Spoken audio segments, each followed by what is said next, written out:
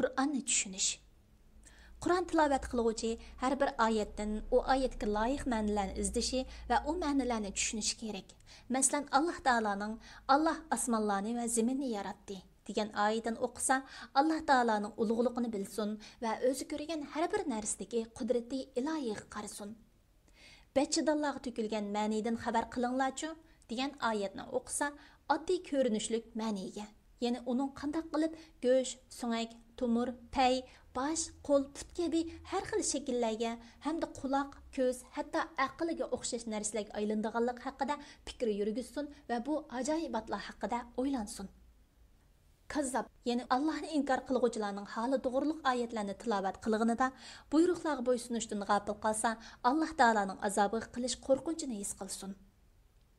Tilovat qiluvchi Qur'onni tushunishga to'salg'i bo'ladigan omillardan qaytishi, harfni haqqi bilan tilovat qilolmaganlik, tovushlarni dal maxrijidan chiqarmaganlikdek shaytoniy vasvaslarga pisand qilmasligi kerak.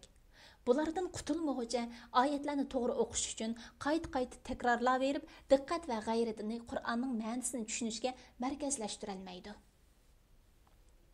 Gunoh ma'siyatdan qochmaslik. Takabbur yoki havisiga yengilroq bo'lishmi tilovat qiluvchini Qur'onning ma'nolarini tushunishdan to'sib qo'yadigan omillardandir. Bu ishlar haqiqatan qalbning qariyishi va dodlashishiga sabab bo'ladi. Gunoh aynak yuzdagi daqqa o'xshash bo'lib, haqning tajalli qilishini to'sadi. Demak, qalb bayni aynakka o'xshaydi. Shahvatlar daqqa o'xshaydi. Qur'onning ma'nolari xuddi aynakda aks etadigan suratlarga o'xshaydi va qalbdan shahvatlarni yiroq qilish bilan qalbni poklash dal aynakni parlatganga o'xshaydi. Tilovat qiluvchi Qur'ondagi xitob va ogohlantirishlarning o'ziga qartilganligini bilish kerak. Qur'ondagi qissalarning quruq parang emas, balki ibrat maqsadida keltirilganligiga diqqat qilish kerak. Shundalik kishi Qur'onni xuddi xo'jayini o'z maqsadini yozgan, nomini o'qigan qul kabi tilovat qila oladi. Qur'onni o'ylansin va Qur'onning talabi bo'yicha amal qilsin. Haqiqatan Qur'onni qayta o'qib turib, Allohga osiylik qilguvchi va ayni podshohning putukini o'qib qo'yib, buyruqni bajo keltirish va mamlakatni gullantirishdan bosh tortgan, hatto shoyi buyruqqa qarshi ish qilgan kishiga o'xshaydi. Agar u putukni o'qimay turib, buyruqqa qarshi ish qilgan bo'lsa, taptana va koyilishdan azroq bo'lsa-mu, yiroq bo'lgan bo'ladi.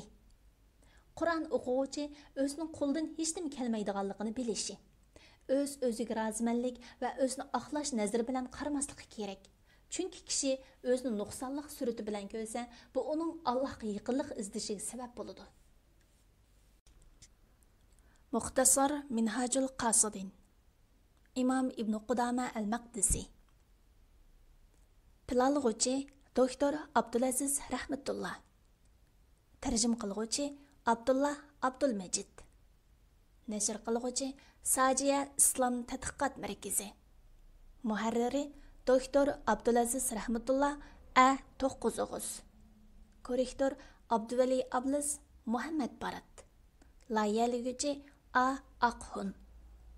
2024 yılı 1. nəşri 1. qatım basilishi İstanbul. Nəşr huquqi Sajiya Islom Tadqiqot Markaziga tava. Har qanday o'rin yoki shaxsning xohlagancha ko'paytib tarqitishiga ruxsat qilinmaydi.